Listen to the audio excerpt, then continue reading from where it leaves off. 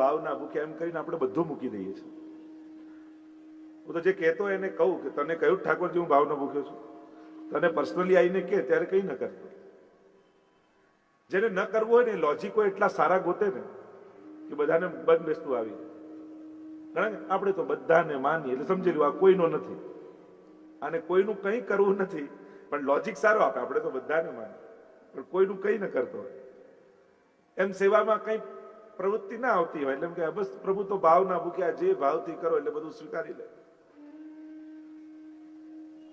જો આ મન અને બુદ્ધિ એટલી ચતુર છે ને, આપણે ખોટા હોઈએ ને તો એવા સારા લોજિક આપણને આપે ને કે આપણે હંમેશા પોતાની જાતને સાચા જ લાગતા હોઈએ.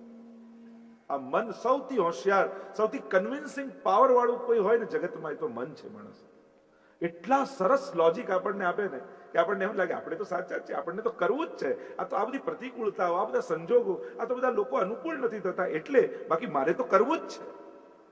એમ કરી કરીને પોતાની જાતને આ મન એટલું સાચું ઠેરવી દે કે પછી બધો દોષનો ઠોપલો સામેવાળા પર ઢોળવી દે. આ તો આ બધાને કારણે નથી થતું, બાકી મારે તો કરવું જ છે. પણ એ પણ ચતુરાઈ છે. ન ચાતુર્યમ પ્રયોજકમ અંતર્યામી સમસ્તાનામ ભાવમ જાનતી માનસ. એ તો સૌના મનની જાણે છે એટલે પ્રભુ આગળ ચતુરાઈ નહીં કરે. તો રીત અને પ્રીત, ભલે પ્રેમ ના આવે પણ રીત પકડો. કાલે રીત સમજ્યા ને એ રીતથી કરો. હું તો કહું અભાવે પણ કરો, ભાવ ન જાગતો હોય તોય કરો. કરતા કરતા પ્રભુ એક દિવસ ભાવનું દાન કરશે. પણ એવી પ્રતીક્ષામાં બેઠા રહેશો કે ભાવ થાય પછી કરું, તો આખું જીવન એમાં જતું રહેશે. અને આપણો તો શું ભરોસો, એક દિવસ એવો ભાવ થયો, બીજા દિવસે ઠાકોરજીને જગાવવાનો કંટાળો આવે. એક દિવસ તો એમ આજે 56 ભોગ સામગ્રી સિદ્ધ કરીને ધરાવી દો, અને બીજા દિવસે એમ થાય કે આજે કંઈ નથી કરવું. તો મનનું તો આવું છે. અને એટલે જ ઈચ્છા પ્રમાણે સેવા નથી થતી, આજ્ઞા પ્રમાણે સેવા થાય છે. આજ્ઞા છે ને પ્રભુની સુરક્ષા છે. હવે આજ્ઞા લીધી છે, મન નથી છતાંય કરવું તો પડશે, આજ્ઞા થઈ છે. એટલે ઈચ્છા પ્રમાણે નથી કરતા. ઈચ્છાનું તો શું, આજે જાગે કાલે ના થાય. ઈચ્છાનો તો ભરોસો શું, પણ આજ્ઞાથી બંધાયેલા આપણે બધા છે.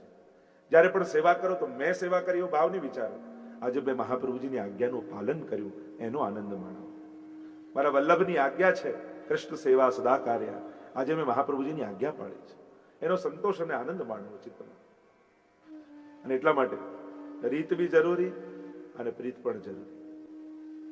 કારણ કે રીત વગરની પ્રીત, જ્યારે જેમ યમુનાજીના કિનારે તમે રહેતા હો ને યમુનાજીમાં પૂર આવે ને ઘરમાં પાણી ઘૂસી જાય ત્યારે ધોળ યાદ આવે, આજે યમુનાજી પધારે અમારે ઘેર રે, આજે આનંદની હેર, આજે આનંદ, ત્યારે ધોળ યાદ આવે ના? એમ તો કાઢો કાઢો પાણી કાઢો એમ થાય. કેમ? કારણ કે સીમા ઓળંગી દીધી પછી એ પૂજનીયતા પણ એની સમાપ્ત થઈ ગઈ. એમ જ ભાવનું પણ એવું જ છે. સિદ્ધાંતોના તટોને તોડીને જ્યારે ભાવના બહાર નીકળી જાય છે ત્યારે કદાચ એની પૂજનીયતાને ગુમાવે છે. દેહની વિસ્મૃતિ જેને થઈ ગઈ છે, દેહાનુસંધાનની વિસ્મૃતિ, અને જેનો ચિત્ત પ્રભુમાં લાગી ગયો, નિરોધ સિદ્ધ થઈ ગયો, એ ભગવદીઓની વાત જુદી છે. હા, તમને મારાથી કોઈને એવું લાગતું કે હું બહુ મોટો ભગવદી છું તો તમારે જે કરવું એ કરજો. બાકી પત્રમ પુષ્પમ ફલમ તો એમ આ બધી વાત સાચી, પણ કોના? ભક્તના હું આરોગ્ય છું. આપણે ભક્ત થયા નથી, આપણે ભક્ત થવાની પ્રોસેસમાં છીએ. જે દિવસે ભક્ત બની જઈશું પછી પ્રભુ ક્યાં કઈ કહે છે, પણ હજી ભક્ત થયા નથી. ભક્ત બનવાના પ્રયાસમાં આપણે બધા છીએ. અને એટલા માટે રીત અને સિદ્ધાંતોને પકડી રાખવા જરૂરી હોય છે. અને એટલા માટે મહાપ્રભુજીની આજ્ઞાનું અતિક્રમણ કરી સેવા કરવાની જો શ્રી વલ્લભની ના મારી ઈચ્છા આમ થઈ એટલે હું આમ કરું, જ્યાં સુધી હા બાધરંબા હારી છે, તમારી ઈચ્છા નહીં, પ્રભુની ઈચ્છા થઈ હોય અને એમણે આજ્ઞા કરી હોય પછી કોઈ સિદ્ધાંત યા કોઈ રીત આડે નથી આવતી. પણ પ્રભુની ઈચ્છા બાધક છે એ આજ્ઞા, પણ આપણી ઈચ્છા નહીં. પ્રભુ આજ્ઞા કરે કે ના મારે આજે આ રોગવું છે, તું આમ કર, તો બધું બરાબર. માધવ ભટ્ટ કાશ્મીરી ફૂલની સેજને કરી આજ્ઞાનું અતિક્રમણ કહેવાય, અને સોઈ વાગી અને તીર ખાવું પડે. તો એવા ઘણા પ્રસંગો છે. તો ગઈકાલના પ્રસંગનું સ્મરણ કરતા ખાસ એ કહીશ, રીત અને પ્રીત વ્રજજનોની એ બંનેનું અનુસરણ કરી. જો અનુકરણ પણ ભગવદીઓનું એ કલ્યાણકારી જ હોય છે. આપણે ત્યાં તો કહું માર્ગ કયો તો મહાજનો યેન ગથા સપંથા, મહાજનો જ્યાં ચાલ્યા એ માર્ગ પર ચાલવું એ જ માર્ગ છે. અને મહાજનો કોણ? આપણા ભગવતીજનો, આપણા વ્રજભક્તો, આપણા 84-252 વૈષ્ણવો. એમણે જે માર્ગ આપણને બતાવ્યો એ માર્ગ પર ચાલવું. કારણ કે આપણે ત્યાં તો લકીર પીટવાનો ઉત્સવ છે. ગોકુલનાથજીએ કહ્યું કે સેવા તો બાપ દાદા કરે, એ તો લકીર પીટતે. તો ગોકુલનાથજી એનો ઉત્સવ કર્યો કે શ્રી વલ્લભનું અનુકરણ કરવાનું સૌભાગ્ય અમને ક્યાં? આજે એમના પગલામાં પગલું મૂકી શકીએ એ પણ અમારા સૌભાગ્યનું સૂચક છે. અને એટલા માટે રીત અને પ્રીત એ જાણી અને આજ્ઞા દરેક માટે વ્યક્તિગત હોય છે. વૈષ્ણવ માટે સભાગત આજ્ઞાઓ નથી હોતી, વ્યક્તિગત આજ્ઞા. એટલે સેવા માટે પેલા બહેનને આમ કહેલું એટલે હું આમ કરું એ રીતે સેવામાં અનુકરણ નહીં કરું. સેવામાં બને તો વ્યક્તિગત જઈ મળી, વાત કરી, ચોખવટ કરી અને ઓથેન્ટિક પર્સન પાસેથી મેળવ. નહીં તો શું થાય? કોઈને મળી હોય, કોઈ વડીલને આજ્ઞા આપી, પણ એમની પરિસ્થિતિ, એની અનુકૂળતા, એનું સ્વાસ્થ્ય, આ બધું જોઈને એને આજ્ઞા મળી હોય, એટલે એ બધા માટે નથી થઈ જતું. અને એટલા માટે સેવા બાબતની આજ્ઞા બને તો વ્યક્તિગત જઈને લેવી. દવાની દુકાનમાં બધી દવાઓ સારી જ હોય છે, કોઈ ખરાબ નથી હોતી. પણ આપણો રોગ શેનાથી જાય? ડોક્ટરે પ્રિસ્ક્રિપ્શનમાં આપણને જે લખી આપ્યું હોય એ ખાઈએ તો રોગ જાય. એમ જ છે. બધા સિદ્ધાંતો, બધી આજ્ઞા ઉત્તમ જ છે, પણ એ બધા માટે નથી. હા, તમારા માટે વ્યક્તિગત પૂછી અને એ પ્રમાણે સેવા, ખાસ કરીને સેવા બાબત, સત્સંગ અને સિદ્ધાંત બાબતની તો સનાતન મહાપ્રભુજીની આજ્ઞાઓ છે.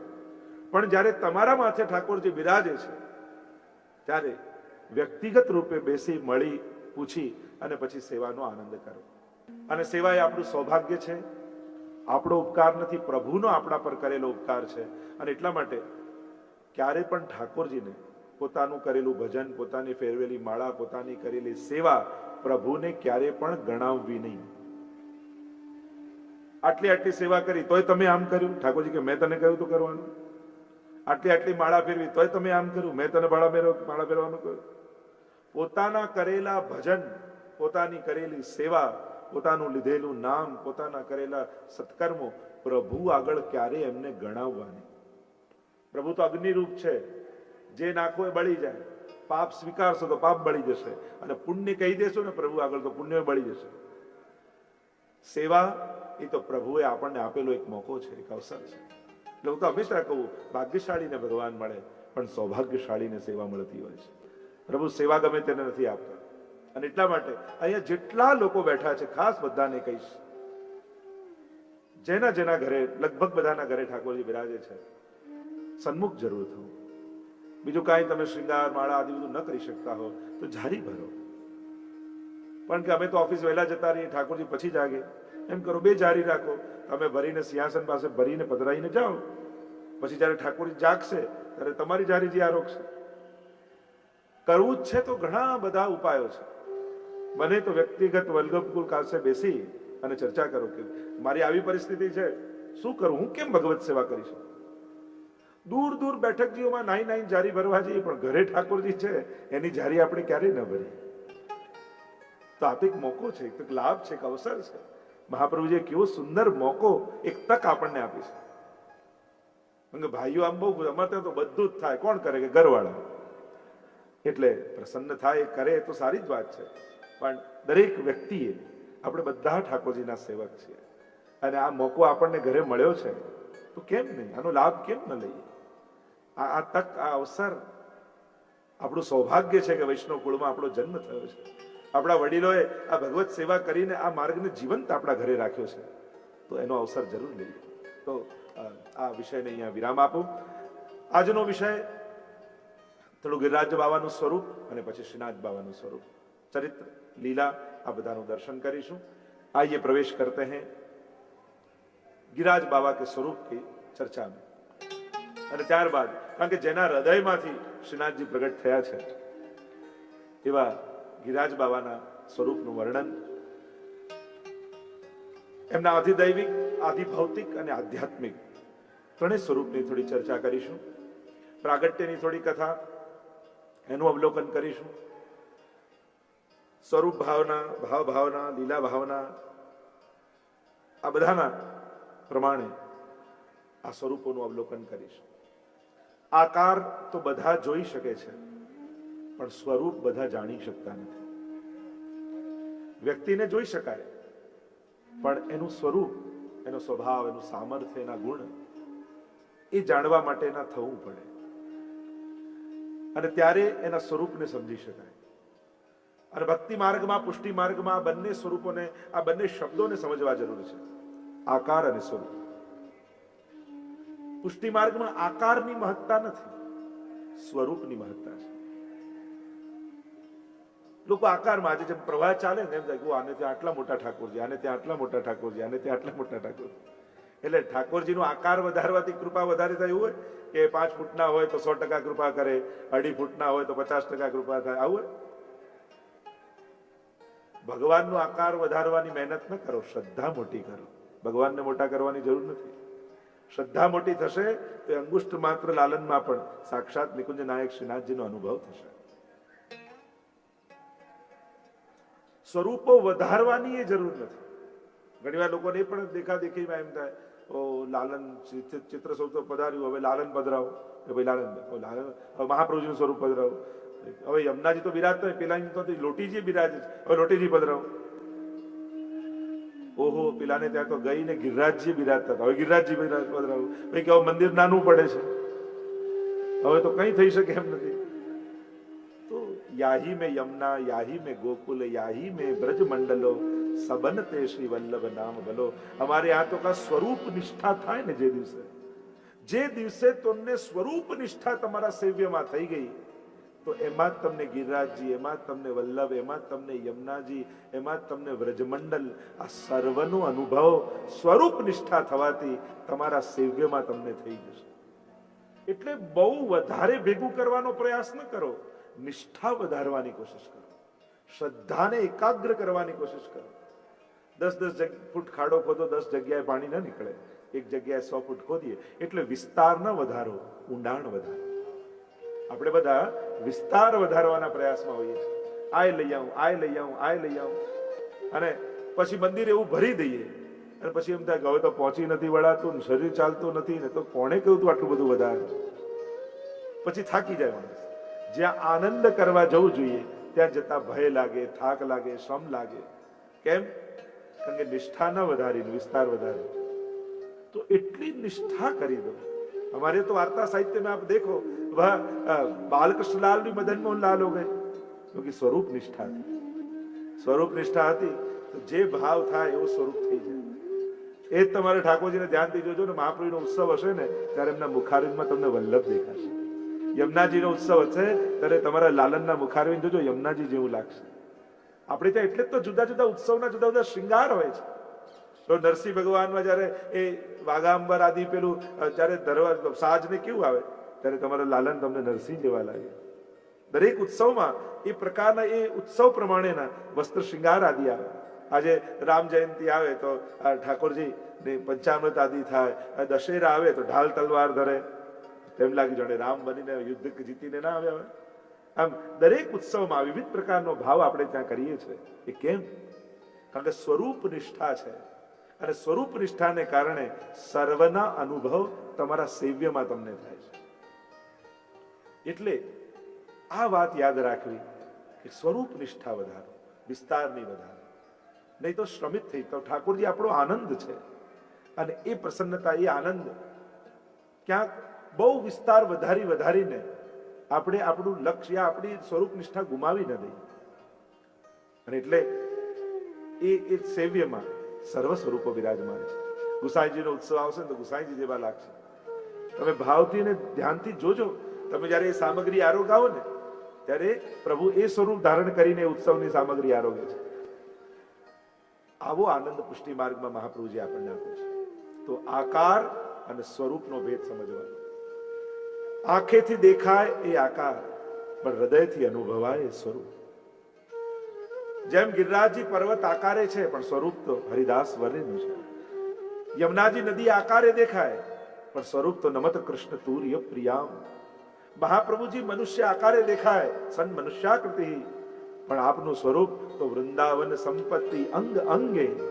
અમારા ગુસાઈજી પ્રભુ સપ્ત શ્લોકીમાં કહે છે, સુભગ મૂર્તિ સકરુણા.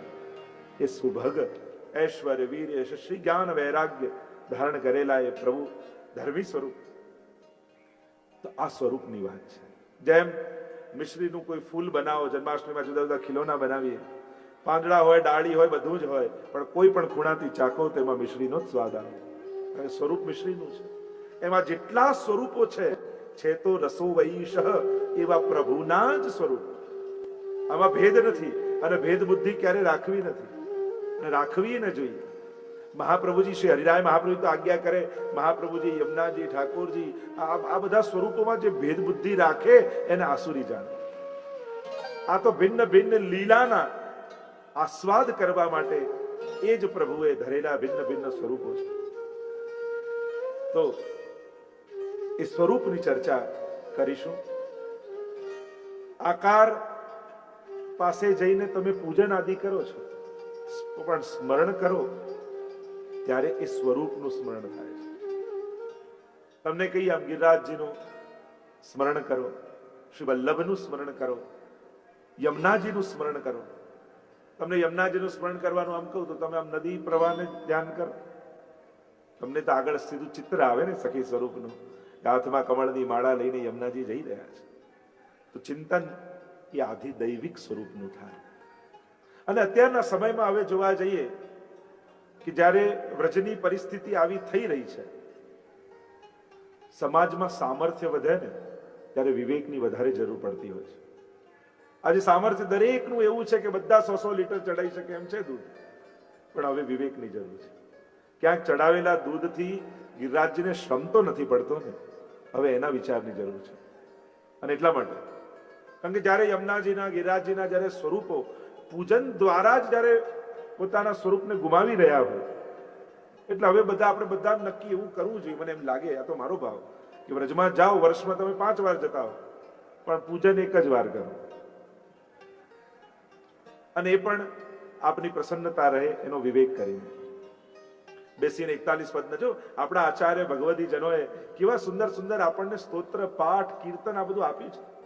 અને આધિદૈવિક સ્વરૂપનું ચિંતન કરો તો કેવા પ્રસન્ન થાય યમુનાજી, કેવા પ્રસન્ન થાય ગિરિરાજજી.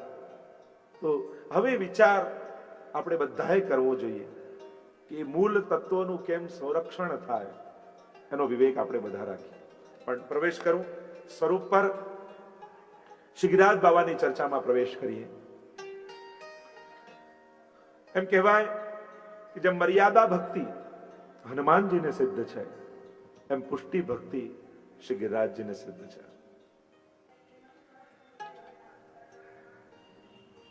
સાક્ષાત પુષ્ટિ ભક્તિનું આ ઘનીભૂત સ્વરૂપ ગિરિરાજ બાબા. ગર્ગ સંહિતામાં ગિરિરાજજી નહીં, ગિરિરાજ ખંડ નામથી એ કથા આવે છે. ગોલોક ધામમાં ગિરિરાજજીના પ્રાગટ્યથી એ કથાની શરૂઆત જો કરીએ, પછી ભૂતલ પર આપનું પ્રાગટ્ય અને આપના સ્વરૂપની ચર્ચા કરીશું. ગોલોક ધામમાં અનેક અનેક એમ તો આધિદૈવિક કથાઓ પ્રસિદ્ધ છે કે સ્વામીજીના ચરણારવિંદમાં નંદનું ચિહ્ન છે, એમાંથી ગિરિરાજજીનું પ્રાગટ્ય છે, એવી પણ ભાવો છે. પણ ગર્ગ સંહિતાનું માધ્યમ બનાવીને કહીએ તો એકવાર સ્વામીજી ઠાકોરજી પાસે પધાર્યા અને વિનંતી કરી કે પ્રભુ, એવું કોઈ સુંદર રમણીય સ્થાન આપ પ્રગટ કરો. સુંદર કંદરાઓ હોય, ઝરણાઓ હોય, અને કંદરાઓમાં આપણે એકાંતમાં વિહાર કરીએ, એવું કોઈ આપ સ્થાન પ્રગટ કરો. અને જ્યાં આવી વિનંતી સ્વામીજીએ કરી, એ જ ક્ષણે ઠાકોરજીના હૃદયમાંથી તેજ પુંજ નીકળ્યું. 100 યોજન ગયું.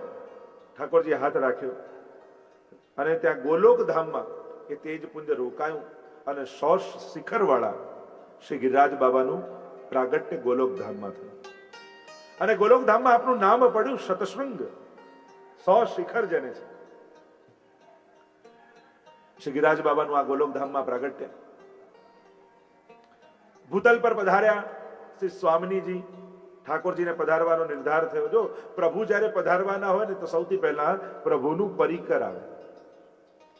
નેહ કારણ શ્રી યમને પ્રથમાઈ. શ્રી ગિરિરાજ બાબા ભૂતલ પર દ્રોણના પુત્ર રૂપે પ્રગટ થયા. સાલમલી દ્વીપમાં 3 પુત્રો થયા, ચરણાદ્રી પર્વત, ગિરિરાજ અને કાંતાનાથ પર્વત. ચરણાદ્રી પર્વત એટલે ગુસાઈજીનું પ્રાગટ્ય સ્થળ, જેને ચરણાટ આપણે કહીએ છીએ, એ પણ ગિરિરાજજીના ભાઈ છે. ચિત્રકૂટ તમે ત્યાં જાઓ તો ત્યાં કાંતાનાથ પર્વત છે, એ પણ ગિરિરાજજીના ભાઈ છે. અને આ છે ગોવર્ધન. સંક્ષિપ્તમાં હું કથામાં લઈ જાઉં. આગળ શ્રીનાથજીના સ્વરૂપની ચર્ચા કરવી છે. પુલત્સ મુનિ પરિભ્રમણ કરી રહ્યા છે પૃથ્વીનું, અને પરિભ્રમણ કરતા કરતા આવ્યા છે દ્રોણને ત્યાં મુકામ કર્યો. દ્રષ્ટિ પડી ગોવર્ધન પર અને થયું કે આ સુંદર પર્વતને હું કાશી વિશ્વનાથની ઉપાસના કરવા માટે કાશી લઈ જાઉં અને ત્યાં એની કંદરાઓમાં બેસી મહાદેવજીનું ધ્યાન કરું. એટલે આવ્યા પુલત્સ ઋષિ અને દ્રોણને કહ્યું કે તમારા પુત્રને હું લઈ જવા માંગુ છું. કહ્યું કે મને વાંધો નથી, એને જઈને વાત કરો. ગિરિરાજજીને ગોવર્ધન પાસે આવીને વાત કરી અને ગોવર્ધનને થયું વ્રજમાં જવાનો આ ઉત્તમ અવસર છે. કહ્યું કે હું તમારી સાથે આવું તો ખરા, પણ એક વચન તમે મને આપો, એક વારમાં હું જ્યાં નીચે મૂકશો પછી હું ઊભો નહીં થાઉં, એવી શરત સાથે તમારી સાથે આવું.